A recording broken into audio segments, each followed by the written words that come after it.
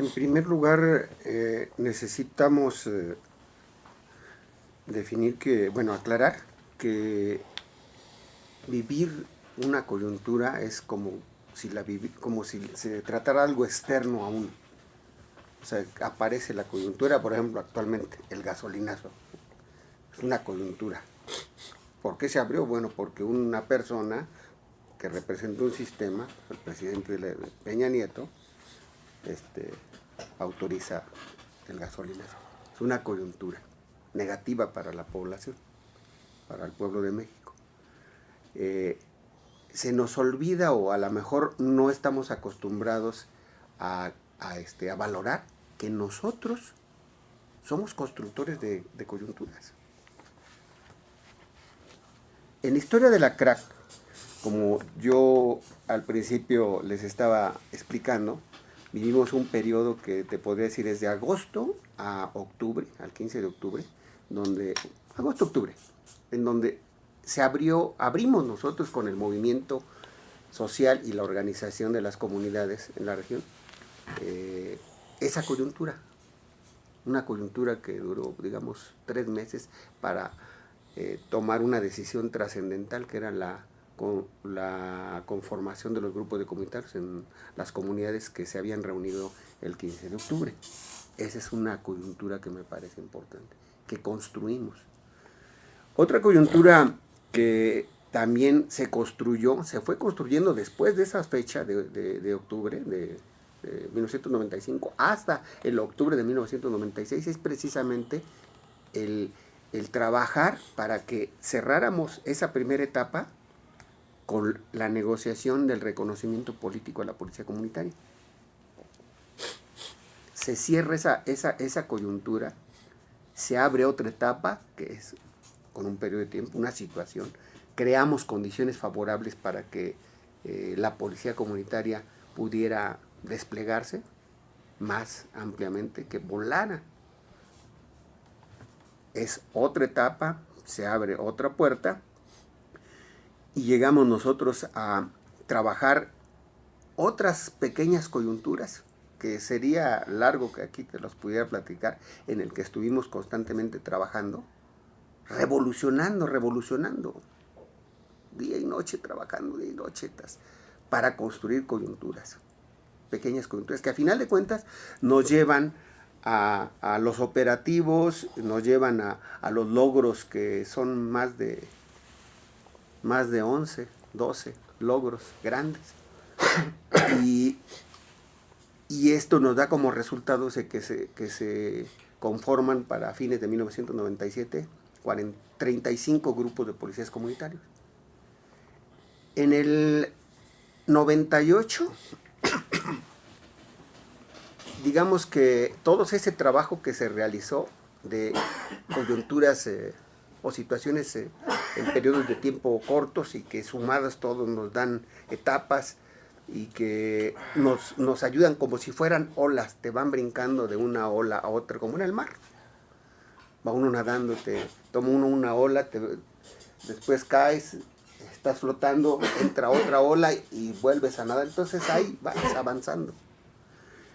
Así, nosotros llegamos al 98, a marzo de 1998, con todavía un trabajo, como hace rato les decía, en poder dual.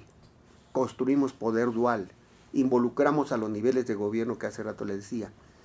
Pero sin embargo, esa etapa se cierra con una coyuntura que se abre, en el sentido de que el sistema judicial se da cuenta de que había perdido terreno, que el vacío que ellos habían dejado en el 95, nosotros, el movimiento social, lo habíamos tomado en nuestras manos. Habíamos sido sujetos de nuestra propia historia en materia de seguridad y justicia.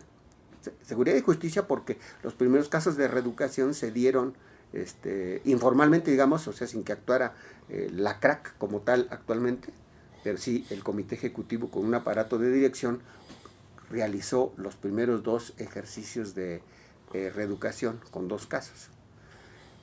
Entonces tenemos nosotros que ese esos años del 95 a marzo de 1998 nos dan un trabajo en corresponsabilidad con las diferentes autoridades en diferentes niveles, que se termina con la irrupción, le llamamos irrupción, del Poder Judicial.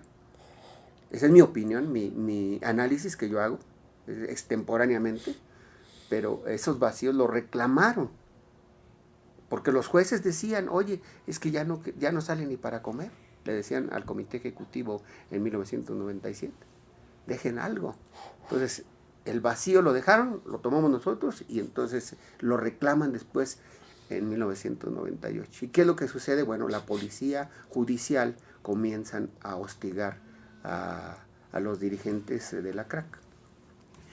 Es ahí cuando se integra formalmente la Coordinadora Regional de Autoridades Indígenas, que sería el acompañante del Comité Ejecutivo.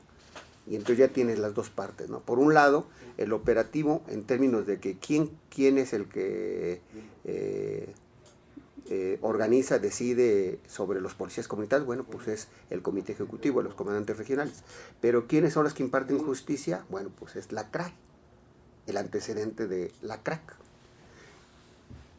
Es una coyuntura que se comenzó a trabajar y a construir, por ejemplo, al estarle diciendo a Ernesto Zedillo de que en la región habíamos abatido la inseguridad.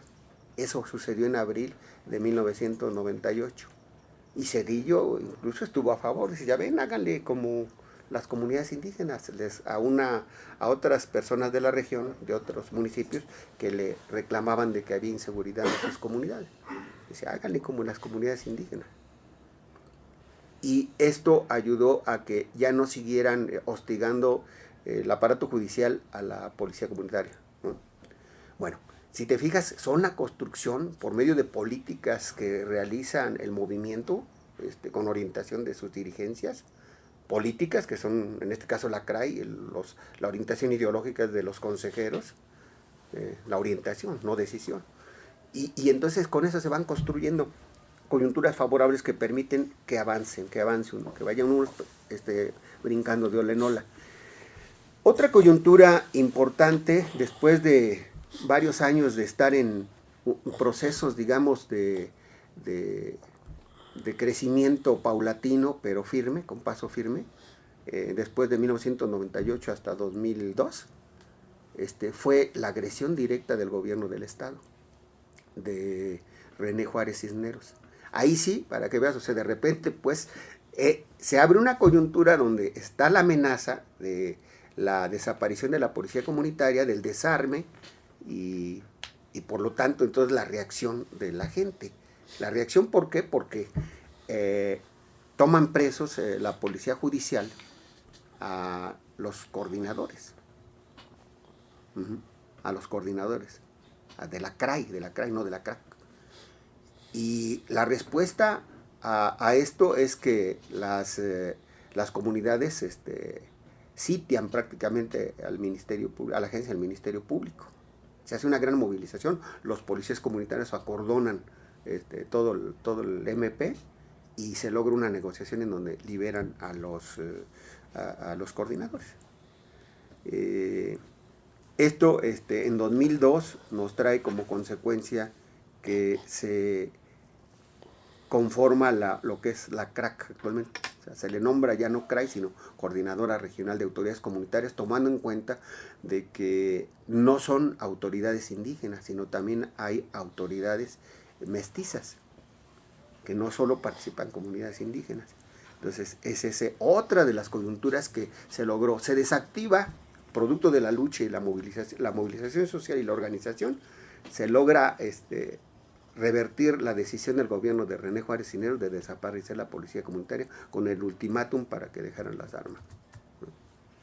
Y luego, entonces, tenemos nosotros otras coyunturas más importantes que tienen que ver en la vida de la CRAC, de la policía comunitaria, en el 2013, cuando hace rato te hablaba de las dos divisiones que se dieron, producto de la incubación de dos grupos diferentes dos grupos desviados que se aliaron con el gobernador Ángel Aguirre.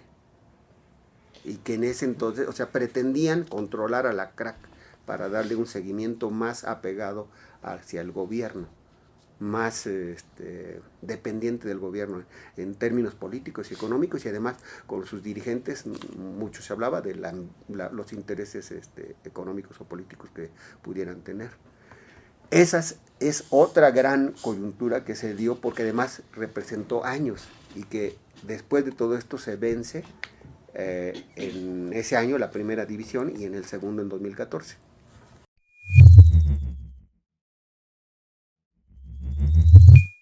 Al principio, en sus inicios, fueron muchos los avances que tiene que ver con lo más importante, la cimentación de la estructura organizativa.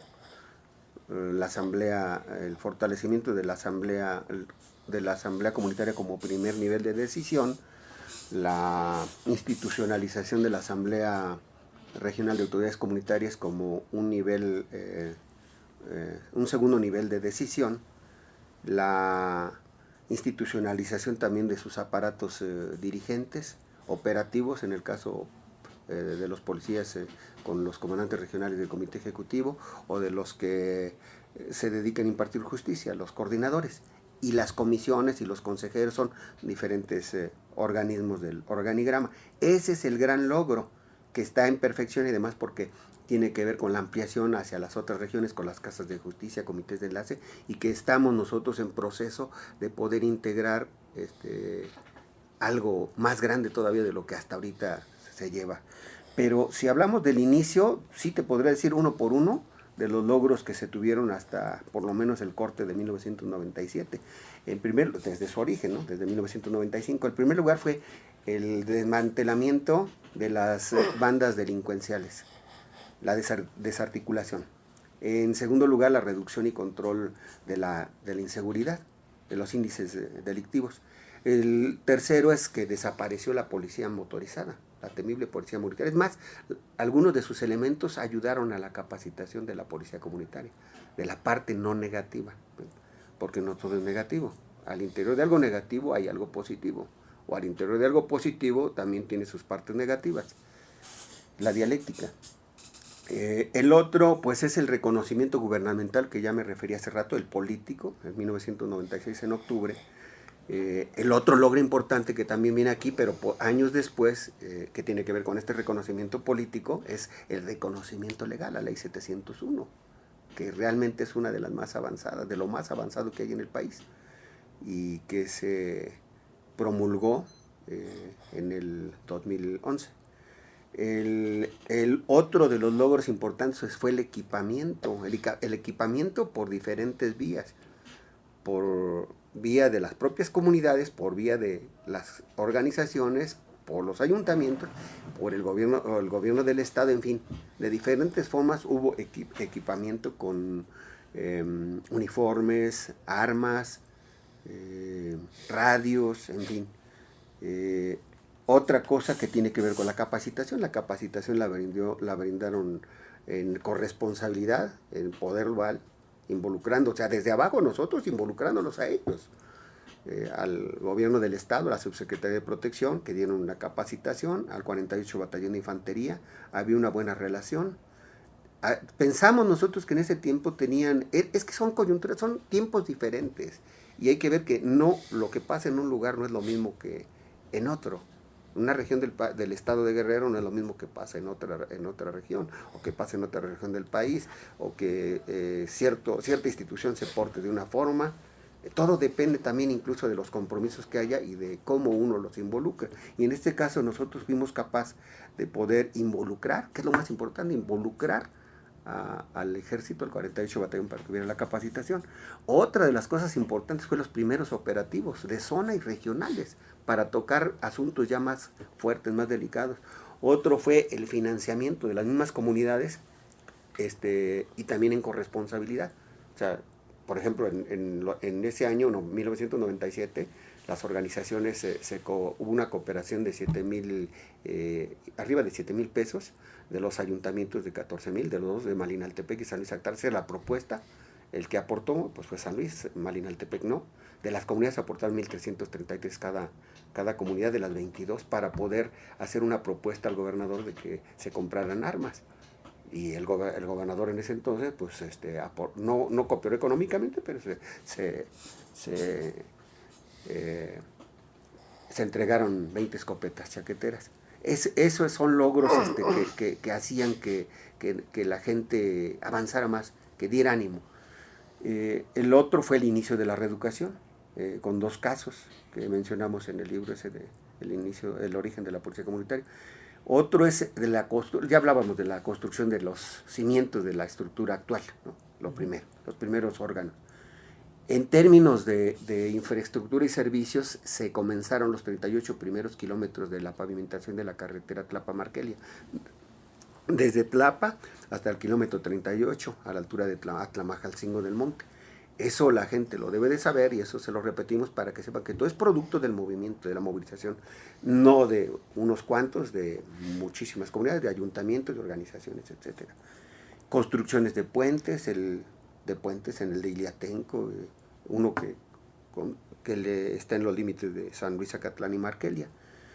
Y bueno, el logro hasta el 97, 35 grupos de policías comunitarios.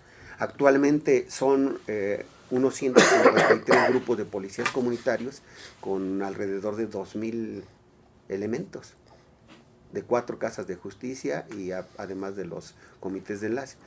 Todos estos son logros, entre otros logros más que aquí nos quedaríamos cortos, por lo cual esto refuerza más al sistema comunitario de seguridad.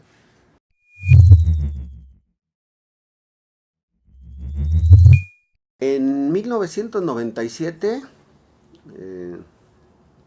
en internet, si uno tecleaba, no aparecía, si era una policía comunitaria, no aparecía nada. Ahora si uno teclea, aparece policía comunitaria, policía tecampanera, autodefensas, en fin. Ese es aquí en México.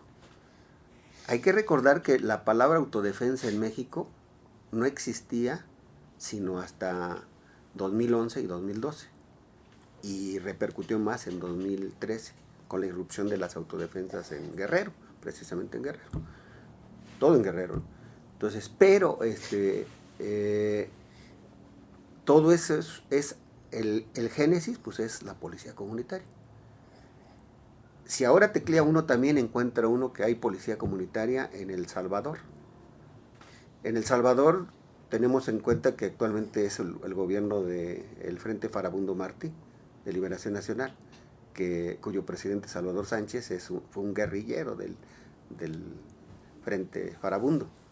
Y allá recordemos que tienen una delincuencia muy profunda, muy arraigada, muy feroz, las maras salvatruchas, en fin, bandas criminales muy violentas. Y hay una policía que se llama policía comunitaria, pero es una policía que creó el gobierno de Salvador Sánchez. Entonces, también creo que en Honduras hay otra policía comunitaria y así. Pero volviendo un poco, ¿la CREC-PC ha tenido impacto internacional? Sí, porque se ha sabido acerca de lo que hemos estado haciendo. Pablo, por ejemplo, hace rato mencionaba acerca de que han visitado allá diversas personalidades, académicos, investigadores, en fin. ¿Cómo ha sido ese impacto internacional de la CREC-PC? El impacto ha sido más que nada, yo creo que en términos académicos. Yo no sé, ahí sí no te podría yo asegurar que tanto hayan tomado algo de la experiencia de la policía comunitaria en el caso de El Salvador o de Honduras o cualquier otro país donde hay policías comunitarias, pero son de otro tipo. Yo creo que no lo han tomado como existe aquí actualmente. No han tratado de replicarlo en su médula, en su esencia. Creo que más ha servido en términos de académicos. Ese es lo que yo, investigando en internet, me he dado cuenta. ¿De qué otra forma? Bueno, pues en todo el mundo se dan cuenta que existen las autodefensas y las policías comunitarias, todo lo que surge en Guerrero. pero ese es el problema, o sea, de que tendríamos que nosotros buscar la forma de saber si hay la intención de que en otras partes del país y del mundo, de conocer más para que pudieran replicar en algo la experiencia de la policía comunitaria. Si eso se diera, de que no se hiciera una copia así burda, ¿no? Sino que las experiencias positivas y negativas que ha habido en la CRAC desde sus inicios hasta la fecha, se pudieran tomar en cuenta para tratar de ayudar en algo para que la gente se empoderara en cualquier lugar del mundo o del país, de tal forma que construyera un poder popular que permitiera que la gente fuera sujeto de su historia en materia de seguridad.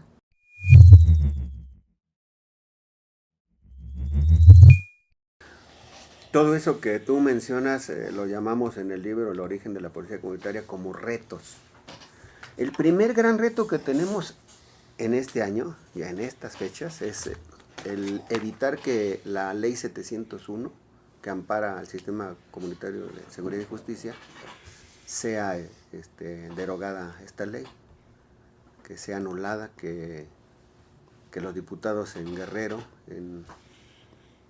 voten a favor de que sea anulada. Estamos en esa lucha. Ese es uno de los primeros grandes retos. Otro de los retos es que podamos nosotros lograr la unidad, la reunificación de las casas de justicia y de los comités de enlace de una forma más compacta, más estrecha. Aquí habría que valorarlo muy bien porque puede ser una reunificación, pero si no es una cuestión que sea muy, muy bien amarrada, entonces eso se deshace. Recordemos que todas las casas de justicia se desarticularon producto de la política de un grupo desviado de coordinadores en la casa de San Luis Acatlán, y que estamos en la reconstrucción, pero ahí vamos paso a paso. Ese es un reto porque si se lograra, entonces estaríamos nosotros con una estructura diferente a la que tenemos actualmente. Ese es otro de los grandes. Y eso también nos ayudaría, a lo mejor el pretexto puede ser precisamente la defensa de la ley 701. Ese es otro de los retos.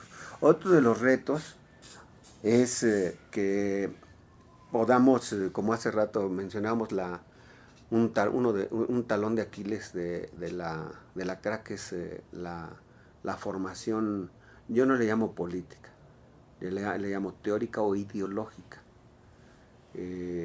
Una persona que tiene sus ideas, sus principios, sus valores bien arraigados, resiste, como lo hacían muchos, como lo hizo Fidel Castro, como lo hizo el Che Guevara, como lo hicieron muchos luchadores sociales que incluso mataron, con base a sus creencias en esos principios de buscar un mundo mejor, un mundo, como diría John Lennon, en donde todos fuéramos hermanos, ¿no?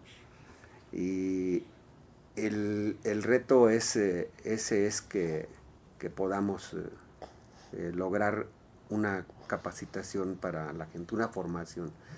Aquí es necesario aclarar algo. En los partidos hay gente que políticamente puede estar muy avanzada, sabe de mucho y se tira unos rollos muy buenos en el público y le aplauden, pero ideológicamente, y cuando llegan al poder en alguna diputación, en una presidencia municipal, una senaduría, así es históricamente, políticamente están muy avanzados y conocerán mucho de leyes y todo, pero ideológicamente no. Y entonces ellos forman parte del sistema, pero si ideológicamente están ellos con sus principios, sus valores, sus creencias a favor de la gente, y entonces trabajan para la gente, esa es otra cosa. Entonces por eso yo le llamo formación teórica o formación ideológica, que es lo principal, no la formación política. Eso está mal, a mí no me gusta eso de formación política. Yo creo que es un malentendido. Y bueno, entonces hace falta eso porque eso es lo que permite precisamente que la gente pueda ayudar a seguir acompañando los movimientos y las organizaciones sociales. Ese compromiso, incluso de compañeros que... Yo tuve compañero de 20 años, de NESA, que estuvo en la fábrica, lo mataron, estamos seguros que lo mataron, apareció como que fue un accidente, que se electrocutó, decimos lo electrocutaron. Entonces, él dio su vida por el movimiento obrero. Entonces, ahí tiene que ver la frase de una cita de Mao: todos los hombres han de morir, pero la muerte te puede tener diferentes significados. Morir por los intereses del pueblo tiene más peso que la montaña Taishan, por lo que los explotan, pues menos peso que una pluma. Entonces, creo que el compañero, hace siempre le poníamos su in memoriam. Entonces, ese tipo de compañeros que realmente se dedican a luchar por la gente, los que no buscan su cuestión personal. Y eso lo da la formación ideológica. Ese es otro de los retos, otra de las cosas que tenemos que buscar superar. Otra es que, aun cuando hay radiocomunitarias, la programación es deficiente. Se necesita mejorar y para poder utilizarla lo que potencialmente puede ser. O sea, llegar realmente a toda la gente. Está no subutilizada, está mal utilizada por muchas cosas que mencionaba ya hace rato Pablo. El crimen organizado es otro de los retos a vencer, porque también, como hace rato comentaba Pablo, el crimen organizado ha ido ya penetrando en la región y estamos en proceso de revertirlo. Hace unas 4 semanas o 5 se detuvieron, están en la cárcel, 2 muchachos, 2 jóvenes, pues que el crimen organizado se abastece de los jóvenes, 20, 21 años, que eran cobradores de cuota de grupo criminal que todavía no tenemos identificado bien, pero al parecer pertenece a 2 grupos que son del crimen organizado.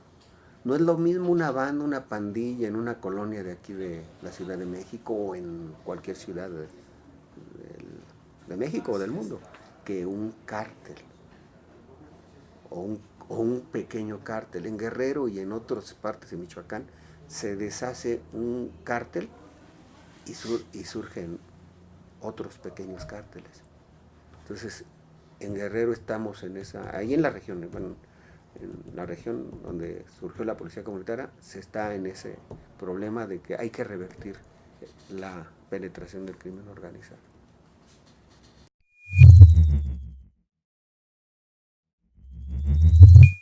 Todos son interesantes, Axel.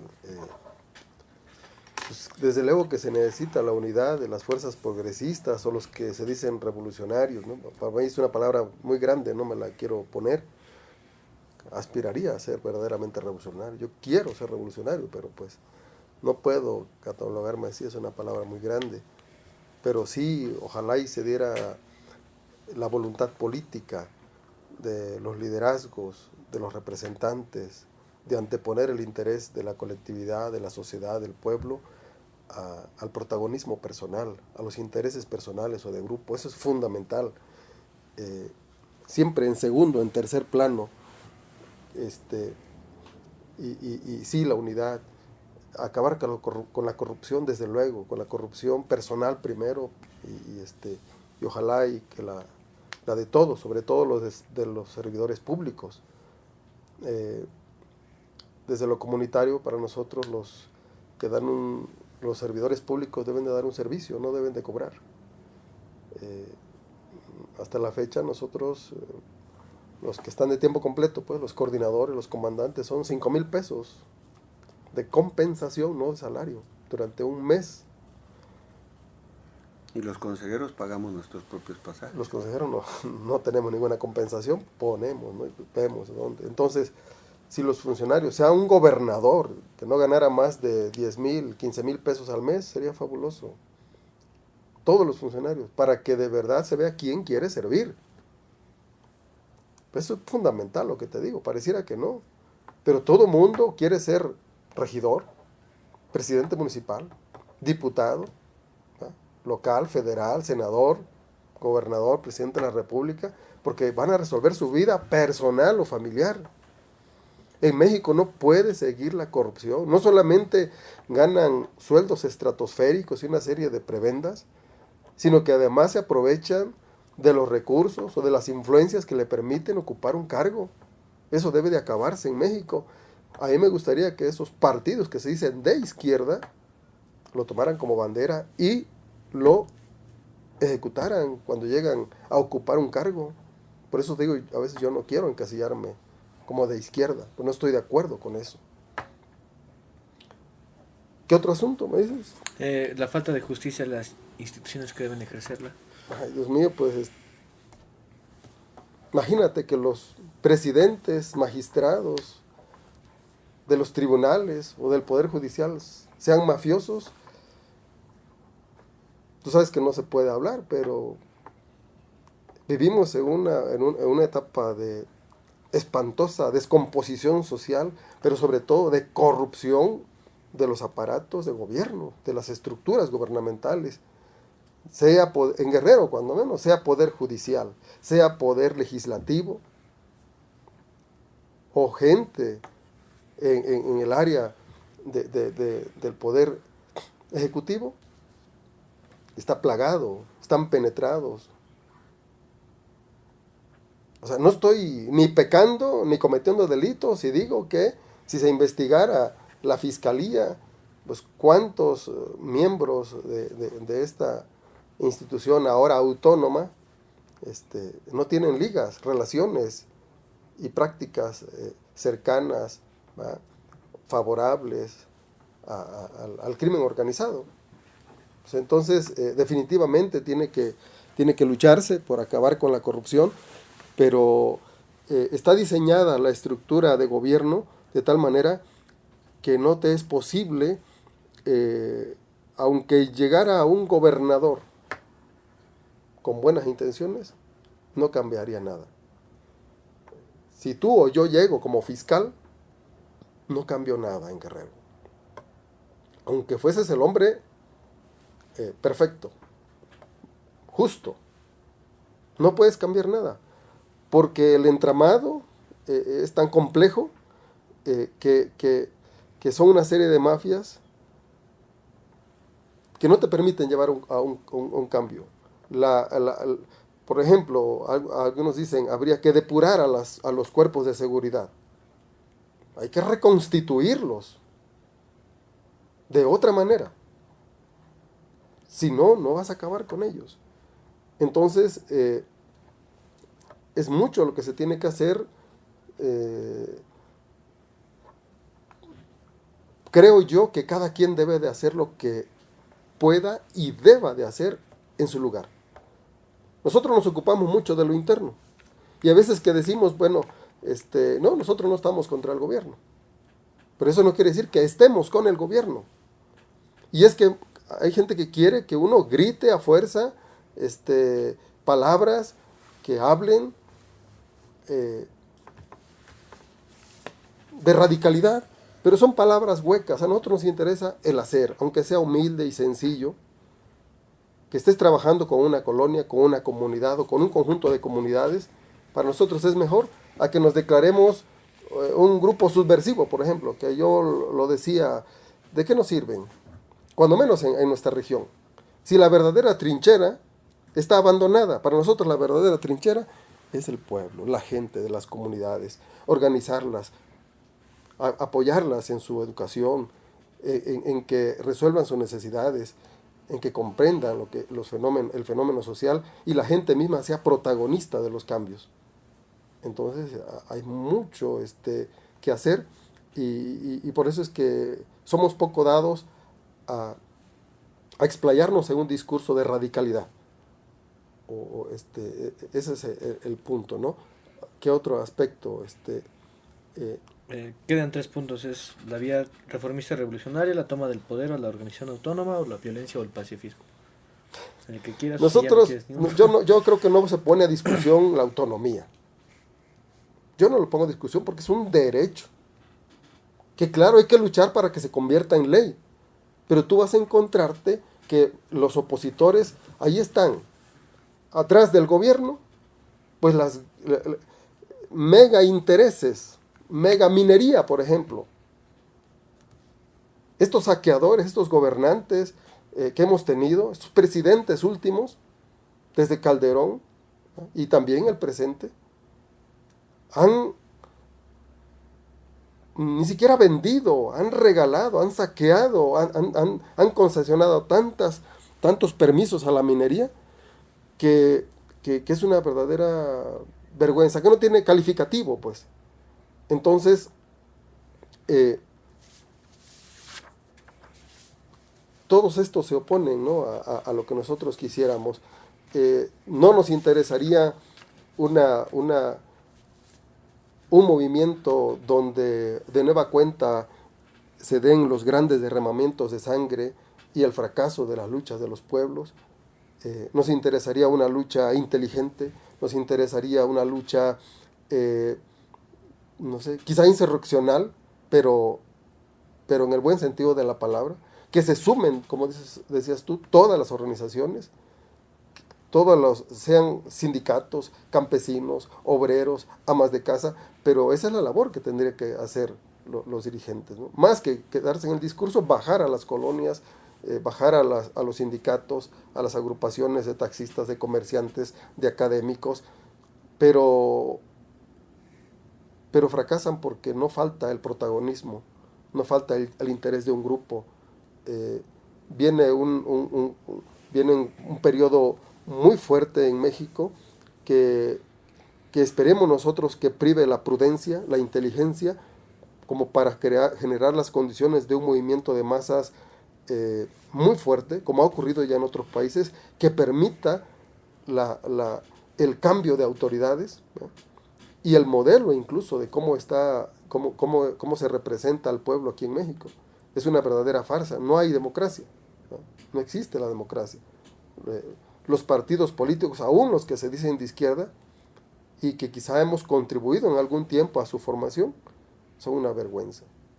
Es lo mismo. Entonces esta tremenda crisis pasa por una revaloración del individuo, incluyo a las mujeres,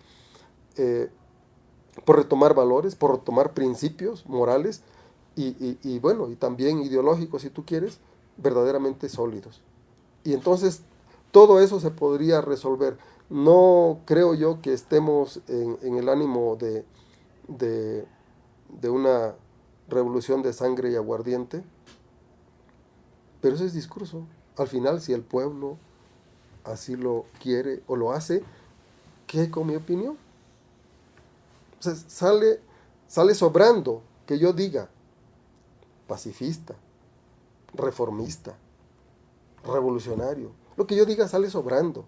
Al final, creo yo que hay que escuchar a la gente, que la gente lo decida, que no sean las cúpulas, que sean las asambleas de las colonias, de los barrios, de los pueblos, de las ciudades, los sindicatos, que hable la gente, si no caemos exactamente en lo mismo. Si yo te voy a decir que sea pacifista, o si yo te voy a decir que sea revolucionario, entonces yo voy a ir al sistema comunitario a imponer mi visión y mi concepción de que tiene que ser reformista, ¿no?, o que tiene que ser pacifista, o que tiene que ser religioso.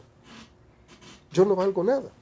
Yo allá he procurado ser un facilitador, acompaño y facilito en todo caso el proceso, pero no decido.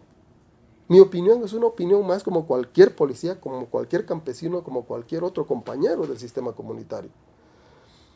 Pero créeme que me he dado cuenta que la gente siempre busca lo mejor para sí misma.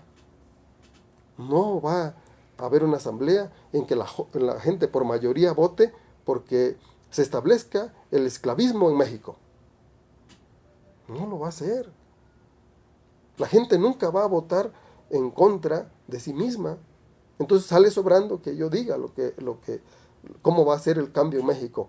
Más bien creo yo que si alguna convicción tengo, si algún compromiso tengo con el pueblo de México, de Guerrero y sobre todo con los indígenas, es apoyar, acompañar en su organización, a que se fortalezca, ¿verdad?, a que se sigan tomando decisiones colectivas y que sean ellos los que decidan la forma y el futuro que se van a dar, ¿verdad? Pues muy bien, Pablo. Yo quisiera opinar al respecto porque tu pregunta creo que tiene inquietudes que merecen respuesta. Sería brevemente Breve. por el tiempo que Sí. Mira, tenemos. la experiencia histórica nos ha demostrado de que los movimientos revolucionarios, en China, en Vietnam, en fin, en varias partes del mundo, no resuelven del todo las cuestiones sociales de la gente, socioeconómica. Algunos otros más, otros menos, pero Vietnam, por ejemplo, pues han desarrollado sus fuerzas productivas y tienen un Producto Interno Bruto, un buen Producto Interno Bruto, se ha beneficiado la gente. China es otra cosa diferente a lo que se pensaba cuando se hablaba de ir hacia el socialismo, hacia el comunismo, a pesar de que tiene el Partido Comunista y otros así. Y antes muchos pensamos que tendría que hacerse algo semejante a las revoluciones en los 70s y en parte de los 80s, porque todavía en América Latina y en Centroamérica y en Sudamérica todavía había dictaduras.